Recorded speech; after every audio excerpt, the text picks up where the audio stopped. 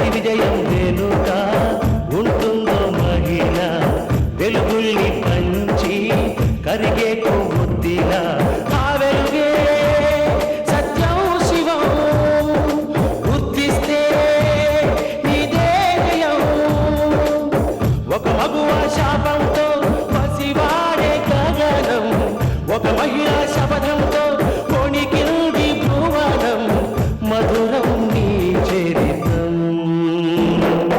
ఓ మగువా జయీ భవ ఓ మహిళా విజయీ భవ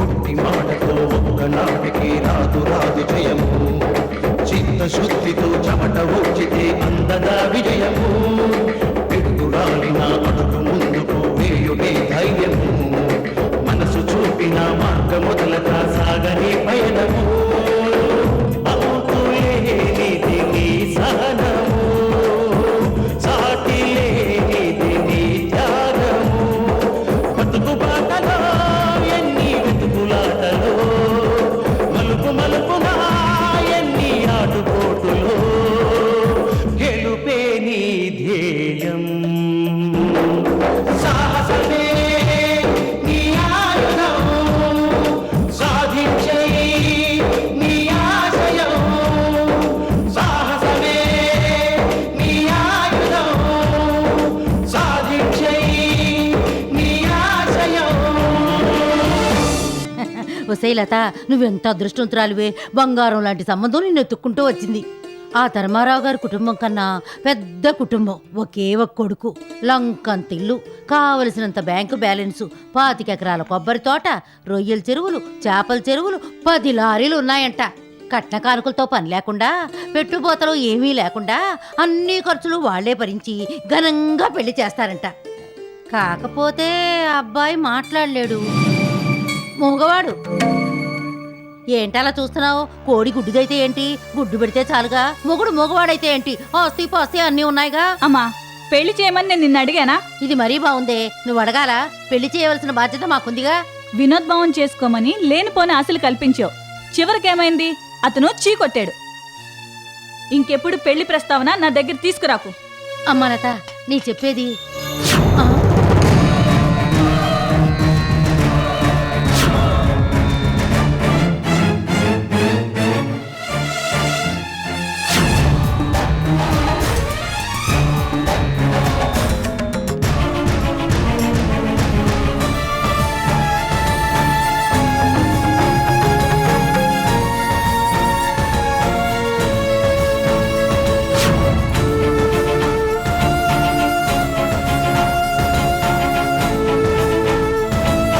అమ్మా, అక్క,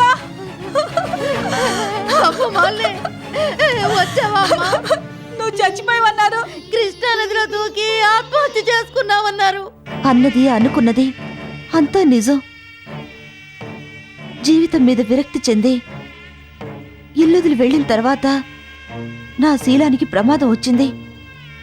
నా శీలం కాపాడుకోవడానికి వేరే దారి లేక కృష్ణానదిలో దూకాను. ఒక పుణ్యాత్ముడు కృష్ణానదిలో కొట్టుకుపోతున్న నన్ను కాపాడాడు. ఇన్నాళ్ళు ఆశ్రయమిచ్చాడు. నీ ఆయుష్ కట్టిది కాబట్టి బతికి బయటపడ్డావు. అత్తగారింటికి వెళ్ళడానికి మొహం చెల్లలేదమ్మా. అందుకే ఇక్కడికొచ్చాను. నువ్వు వెళ్ళాలనుకున్నా ఇప్పుడు ఆ ఇంటి గడప తొక్కలేవమ్మా.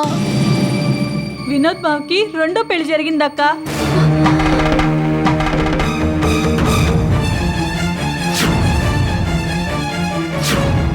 వినోద్ పెళ్లి చేసుకుంది ఎవరినో కాదమ్మా, సీత చెల్లెలు గీతని. బలరాం గారు రెండో భార్య కూతురు గీతను వినోద్ బాబు పెళ్లి చేసుకున్నాడు.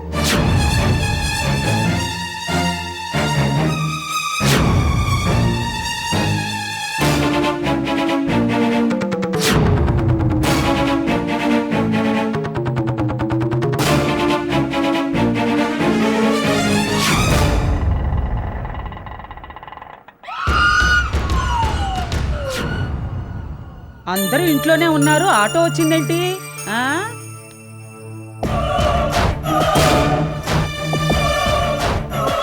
వచ్చేది మాలినియేనా? పాదాలు వెనక్కి తిరిగిలేవు అంటే మాలిని అన్నమాట. శాంతి, ఇందు, సీత త్వరగా రండి. చచ్చిపోయిన మాలిని తిరిగి వచ్చింది, రండి రండి. ఒరే వినోద్, ఒరేయ్ నీ మొదటి పెళ్ళం వచ్చిందిరా.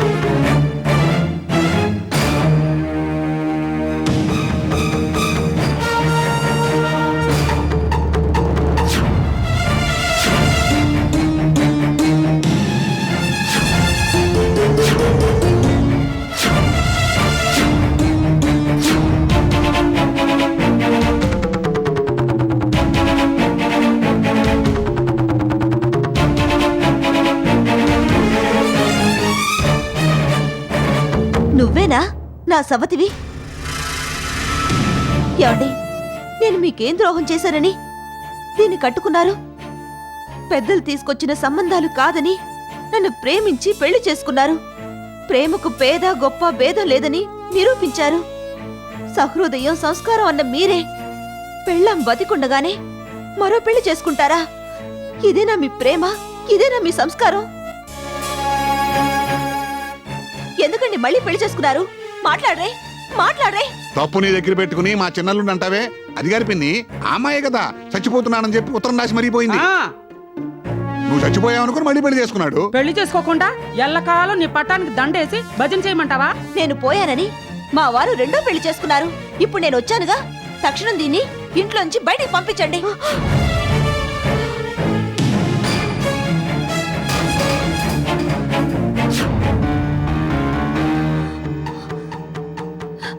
ఏంటి? ఎవరు మాట్లాడరే? మొదటి భార్య బతికుండగా మరో పెళ్లి చేసుకుంటే ఏమవుతుందో తెలుసా? ఆ ఏమవుతుంది? కటకటాల వెనక కూర్చోవలసి వస్తుంది. ఏమిటే బెదిరిస్తున్నావు? నువ్వు ఆ రోజు తెల్లవారుజామున సూట్ కేసు పట్టుకొని బయలుదేరినప్పుడు నేను నిన్ను ఆపానా లేదా?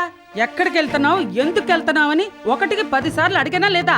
అయినా నువ్వేం మాట్లాడకుండా నేనంటే లెక్క లేకుండా వెళ్ళిపోయావుగా. ఆ నీ ఇష్టం వచ్చినప్పుడు పోవటానికి, నీ ఇష్టం వచ్చినప్పుడు రావటానికి ఇదేనా పబ్లిక్ పార్క్ అనుకున్నావా? కాఫీ హోటల్ అనుకున్నావా? మాకెలాగ చెప్పలేదు అనుకో. పెద్ద ఆవిడ అన్నపూర్ణమ్మ పిన్ని నోరు తెరి జరిగింది. ఆవిడకైనా సమాధానం చెప్పదు. ఆ అసలు నిన్నెవరు వెళ్ళమన్నారు? చెప్పవే. మొగుడికి పేజీ లెటర్ రాసి వెళ్ళావుగా, ఇప్పుడు ఏ మొహం పెట్టుకొచ్చావు? పైగా అథారిటీ చలాయిస్తుంది. అథారిటీ కాస్త మీరు ఆపుతారా? ఏమిటి ఆగేది? కాసేపు మీరు మాట్లాడకండి. అనిత, అనిత, నువ్వు ఈ ఇంటికి చిన్న కోళ్ళవైనా తొలి వారసుని ఇచ్చిందనివి. నువ్వు చెప్పు అనిత, నాకు అన్యాయం జరిగింది కదూ? బాలాజీ, నువ్వు చెప్పు, నాకు అన్యాయం జరిగింది కదూ? అక్క, అక్క నువ్వు చెప్పు, నాకు అన్యాయం జరిగింది కదూ? ఇదే పరిస్థితి నీకొస్తే నాకన్నా దారుణంగా ప్రవర్తించేదానివి. ఆ పరిస్థితి నీ అంతటా నువ్వే కల్పించుకున్నావు. బామ్మ, అనవసరంగా నన్ను రెచ్చగొట్టదు. బావగారు, మీరు ఇంటికి పెద్ద కొడుకు, మీరైనా చెప్పండి బావగారు, నాకు అన్యాయం జరిగింది కదూ? ఏంటే చేసింది చాలక పైగా అందరిని నిలదీస్తావా? పోయేది నా కాపురం. మీరు ఇంకొక మాట మాట్లాడితే మీ గొంతు పిసికి చంపేస్తాను. ఎందు, నువ్వు ఈ ఇంటి ఆడపడుచువి, నువ్వైనా చెప్పిందు, నాకు అన్యాయం జరిగింది కదూ? అత్తయ్య, మీరైనా చెప్పండి, నాకు అన్యాయం జరిగింది కదూ? అత్తగారుగా కాదు, సాటి ఆడదనిగా చెప్పండి, నాకు అన్యాయం జరిగింది కదూ? మాలిని, ఏం చెప్పాలో, ఈ సమస్యను ఎలా పరిష్కరించాలో నాకేం పాలుపోవడం లేదు. నాకొక్కరోజు గడువేవమ్మా. గడువు లేదత్తయ్యా, ఇది నా జీవిత సమస్య. తక్షణం గీతను ఈ ఇంట్లోంచి బయటికి గంటేయండి. అది బయటికి వెళ్తేనే నా సమస్య పరిష్కారం అవుతుంది. గీతను బయటకు వెళ్ళమంటానికి నువ్వెవరివి? ఈ ఇంట్లో నీకెంత హక్కుందో గీతకి ఎంత హక్కుంది? ఊరుకోవయ్యా, చెప్పావు గాని. నేను ఇలా గడప దాటం చూసి సందు దొరికింది కదా అని నీ రెండో కూతుర్ని తీసుకొచ్చి నాకు సవతం చేస్తావా? నా కాపురాన్ని కాలదని నీ కూతుర్ని నా మొగుడికి కట్టబెడతావా? దీనికంతటికి మూల కారకుడివి నువ్వే. తగ్గవమ్మా తగ్గు. ఎవరో లేనట్టుగా అమాయకుడు నేనే దొరికానా నీకు? నువ్వు నోర్ముయ్యా. ఎప్పుడే చెప్తున్నారు, అందరూ వినండి. వెంటనే దీన్ని నా సవతిని బయటికి పంపండి, లేదా మీ అందరి ముందు ఈ నట్టింట్లో కిరసిన్ పోసుకొని కాల్చుకు చస్తాను.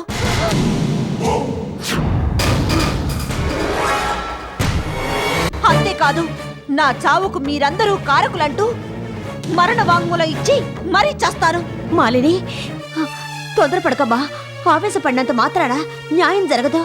నాకు ఒకే ఒక రోజు టైం ఇవ్వమ్మా. అత్తయ్య, నాకు గాని అన్యాయం జరిగిందో నేనెవరిని వదలను.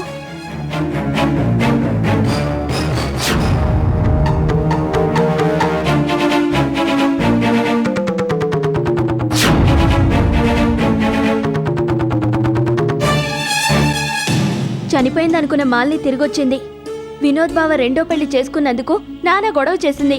గీతను బయటికి పంపకపోతే కిరసనాలు పోసుకుని చస్తానంటూ బెదిరించింది. అది అన్నంత పని చేసే రకం. ఇంట్లో సెటిల్ అవ్వడం ఖాయం. అది గాని సెటిల్ అయిందంటే నా కొడుకుని బతుకునివ్వదు. మాలిని ఉంటే నేను అక్కడ ఉండలేను. నాన్న, నువ్వు మా అత్తయ్యతో మాట్లాడి మా చేత వేరే కాపురం పెట్టించు. నాన్న, మీ కూతురు సుఖంగా ఉండాలంటే, మీ మనవడు బతుకుండాలంటే మాకు వేరింటి కాపురమే దిక్కు. నానా, మా అత్తయ్యతో మాట్లాడతావు కదూ? మాట్లాడను. అనిత, నీ ఉద్దేశం తప్పమ్మా. ఏమిటండి తప్పు? ఆ మాలిని గురించి మీకు పూర్తిగా తెలియదు. అనిత చెప్పినట్టు శాంతితో మాట్లాడి వేరింటి కాపురానికి ఏర్పాటు చేయండి. శారదా, అదేదో తెలియక మాట్లాడితే నువ్వు దానికి వంతపాడుతున్నావా? కాసేపు నువ్వు మాట్లాడకు. అమ్మా అనిత, నీ అనుభవాల దృష్ట్యా నీకు వేరింటి కాపురం వెళ్లాలనే ఆలోచన వచ్చి ఉండొచ్చు. కానీ నిన్ను వేరింటి కాపురం పంపమని మీ అత్తగారికి నేను సిఫార్సు చేయడం చాలా పెద్ద తప్పమ్మా. సమిష్టిగా అందరూ ఒకచోట ఒక పంచనే ఉండడం మంచిదని ధర్మారావు అభిప్రాయం. నేను ఉమ్మడి కుటుంబ వ్యవస్థనే సమర్థిస్తాను. కలతలు, అలకలు, కలహాలు, అభిప్రాయ భేదాలు, అసూయాద్వేషాలు, మనస్పర్ధలు సహజాతి సహజాలు. నలుగురు ఒక చోట ఉన్నప్పుడు రాగద్వేషాలుంటాయి. కానీ సమిష్టిగా ఉండడంలో పొందే ఆనందం వేరింటి కాపురంలో దొరకదమ్మా. నా మూలంగా వసుధై కుటుంబం లాంటి లక్ష్మీ నివాస్ 4 కాపురాలు 4 కుంపట్లో కావడానికి నేను ఒప్పుకోనమ్మా. నువ్వు అంతగా వేరింటి కాపురం వెళ్లాలని అనుకుంటే మీ అత్తగారిని నువ్వే అడుగు. శాంతి ఒప్పుకుంటే పాలు పొంగించడానికి మేము ఇద్దరం వస్తాం.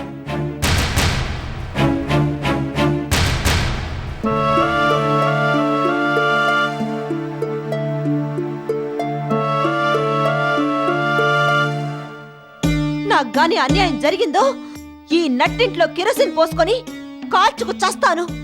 అంతేకాదు, నా చావుకు మీరందరూ కారకులంటూ మరణ వాంగ్మూలం ఇచ్చి మరీ చస్తాను. నాకు గాని అన్యాయం జరిగిందో ఈ నట్టింట్లో కిరసిన్ పోసుకొని కాల్చుకు చస్తాను.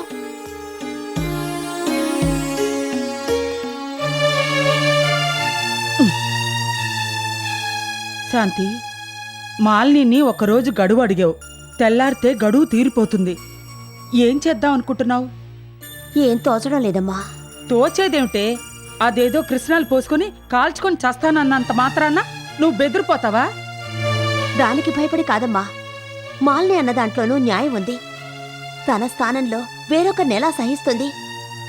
మాల్ని పరంగా ఆలోచిస్తే ఇదిగో శాంతి, దాని మీద నువ్వేం జాలి పడక్కర్లేదు. దాని బుద్ధి ఎటువంటిదో నీకు తెలీదా? అది ఎప్పుడైతే ఇంటి గడప దాటి వెళ్ళిందో అప్పటినుంచి తోటి కోడళ్ల మధ్య ఎటువంటి గొడవలు లేవు. దాన్ని తిరిగి ఇంట్లో చేర్చుకుంటే కొరివితో తల గోక్కున్నట్టే. మాలిని కన్నా గీత ఎన్నో రెట్లు నయం. ముందు ఆ మాలిని గడప దాటిచ్చు.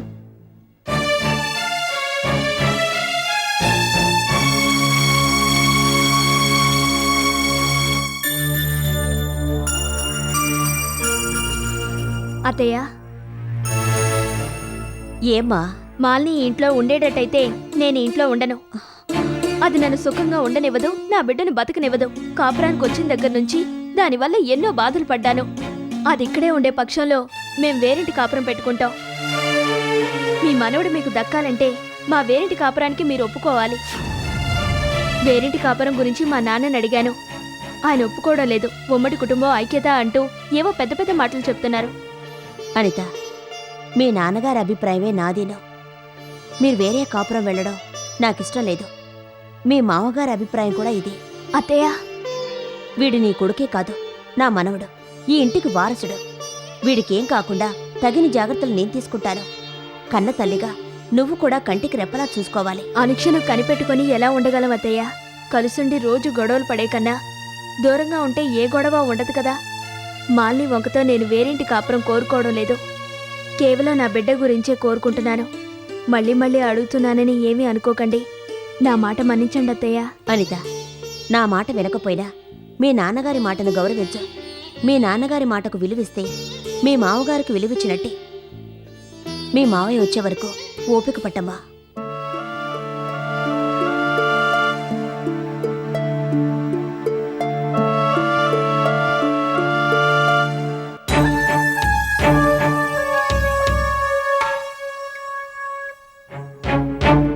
అక్క, నువ్వుండి కూడా నాకు అన్యాయం జరగనిస్తావా? మీ వాళ్ళందరితో కుమ్మక్కై నాకు సబతిని తెస్తావా? తోబుట్టుని కాకపోయినా నీకు చెల్లెలాంటిదానేగా. కాపురానికి వచ్చిన దగ్గర నుంచి నేను నీ పార్టీయేగా. నేను ప్రాణాలతో ఉండగానే నా మొగుడికి రెండో పెళ్లి చేస్తావా? నీ తోబుట్టుని మా ఆయనకి కట్టబెట్టి ఈ తోబుట్టుని ఒంటరి దాన్ని చేస్తావా? మాల్ని, వాళ్ళు ఏం మాట్లాడుకున్నారో నాకు తెలియదు. వరసకు గీత నాకు చెల్లెలే అయినా దాని పెళ్లితో నాకే విధమైన సంబంధమూ లేదు. గొట్టు చప్పుడు కాకుండా మాటలు జరిగాయి. మాకెవ్వరికీ తెలియకుండా వాళ్ళు గుళ్ళో పెళ్లి చేసుకొని వచ్చారు. అప్పుడు కూడా నేను ఊరుకోలేదు మాల్ని. మాల్ని లేదని వినోద్కి మరో పెళ్లి చేస్తారా అంటూ నీ తరఫున వాదించాను. అయినా నా మాట నెగ్గితేనా? వాళ్ళందరూ ఒకటయ్యాక నేనేం చేయగలను చెప్పు? అసలు తప్పంతా నీది. అత్తయ్య తిట్టిందని, బామ్మ కొట్టిందని చస్తానంటూ ఇల్లొదిలి వెళ్ళిపోవడమేనా? తాత్కాలిక ఆవేశంతో నువ్వు తొందరపడబట్టి ఈ అనర్థం జరిగింది. నీ హక్కుని నీ అంతటా నువ్వే వదులుకున్నావు. నువ్వు చనిపోయావనుకుని వినోద్కి మరో పెళ్లి చేశారు. నిజానికి వాళ్ళు చేసిన దాంట్లో తప్పే ఉంది. భస్మాసురుళ్ళ నీ నెత్తిన నువ్వే చేయి పెట్టుకున్నావు. దానికి అందరినీ నిందించి ఏం ప్రయోజనం? అత్తయ్య ఒకరోజు గడువెమ్మందిగా, చూద్దాం ఏం చేస్తుందో. హా, నాకు సవతొచ్చాక ఇక ఆవిడ గారు చేసేదే ఉంది, చూసేదే ఉంది. అదే వచ్చింది నీతో. ఆ క్షణంలో ఆవేశపడతావు, మరో క్షణం జావగారిపోతావు. మీ ఆయనకి 2 పెళ్లాలని జాతకంలో ఉందటగా, ఆ ప్రకారమే జరిగింది. నా మొగుడి జాతకాన్ని నేను తిరిగి రాస్తాను. రాయకపోతే నా పేరు మాల్యే కాదు.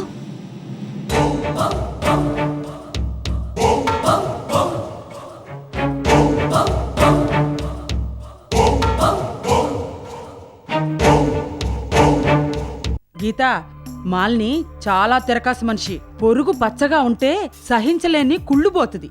దాని కుటుంబమే అంతేనమ్మా. ఫిట్టింగుల రమణమ్మగా వాళ్ళమ్మ పేరు పొందింది. దాని చెల్లెలు లత మీ ఆయన్ని తన గుప్పెట్లో పెట్టుకుందామని చూసింది. వాళ్ళిద్దరికన్నా మాల్ని మహాప్రమాదకరమైంది.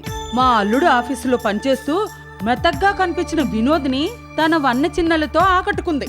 ఆ దెబ్బరొట్టి బమ్మిని తిమ్మిని, తిమ్మిని బమ్మిని చేయగల దేవాంతకురాలు.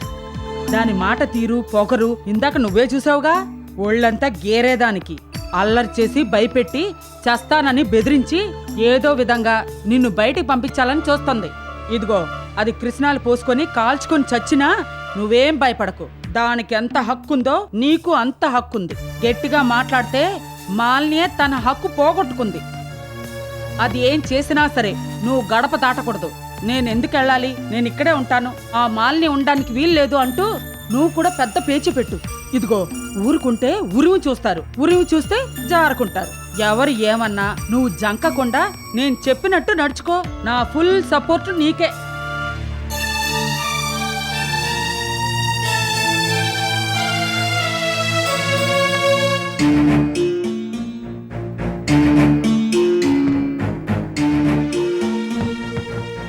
ఏంటి మొహం మార్చుకొచ్చారు దేనికి? నువ్వు చేసిన దానికి. నేనేం చేశాను? వేరే కాపురం అంటూ మా అమ్మని అడిగావటగా? అవును, అడిగాను. ఎందుకు అడిగావు? అంత అవసరం ఏమొచ్చింది? అన్నీ తెలుసుండి కూడా ఏమీ తెలియనట్టు యక్ష ప్రశ్నలు వేస్తావేంటి? తిరిగి మాలిని వల్ల నా బిడ్డకేం కాకూడదని వేరింటి కాపురం పెట్టుకుంటానని అడిగాను. మా నాన్న మీ అమ్మగారు నీతులు సూక్తులు చెప్పి నా నోరు మూయించారు. వేరింటి కాపురం అంట వేరింటి కాపురం. మాట్లాడితే చాలు నీకు ఇదొక అలవాటైపోయింది. అంతకు ముందేమో చీటికి మాటికి పుట్టింటికి పోతాను అనేదానివి. ఇక దెప్పుళ్ళు ఆపుతావా? నా మాట ఎలాగో నెగ్గలేదు. వేరింటి కాపురం అని నేనెందుకు అంటున్నానో అర్థం చేసుకుని నీకు చేతనైతే నా మాట నెగ్గించు. మాలిని వదిన మాట విని వినోద్ కూడా వేరింటి కాపురం పెడతానని మా అమ్మని అడిగాడు. అప్పుడు అమ్మే ఉంది, నా కొడుగ్గా పుట్టినందుకు 5-6 లక్షలు ఇస్తాను, అంతకు మించి వాటాలు వారసత్వాలు ఆశించకు అని ఖచ్చితంగా చెప్పింది. దాంతో వాడు నోరు మూశాడు. వినోద్కి చెప్పిన సమాధానమే మా అమ్మ నీకెందుకు చెప్పలేదో తెలుసా? మా నాన్నగారి ప్రాణ స్నేహితుడు కూతురు అని. అందుకే సీరియస్గా తీసుకోకుండా సలహాతో వదిలిపెట్టింది. కాదు కూడదని మనం పట్టుబట్టామనుకో, వినోద్కి చెప్పిన సమాధానమే మనకు చెప్తుంది. వ్యాపారాలు లాక్కొని వాటా ఇవ్వకుండా 5-6 లక్షలు చేతిలో పెట్టి దయచేయమంటుంది. వాటితో మనం బతకగలమా? బతుకుతామనే ధైర్యం నీకుంటే నేను ఇప్పుడే మా అమ్మని అడుగుతాను. అర్థం పర్థం లేని ఆలోచనలు, తెలివి తక్కువ పనులు. హలో మేడం, ఏంటి వేరింటి కాపురం పెడదామా లేక ఇక్కడే ఉందామా? ఆలోచించుకొని చెప్పు. ఏంటి వేరింటి కాపురం వెళ్దామా?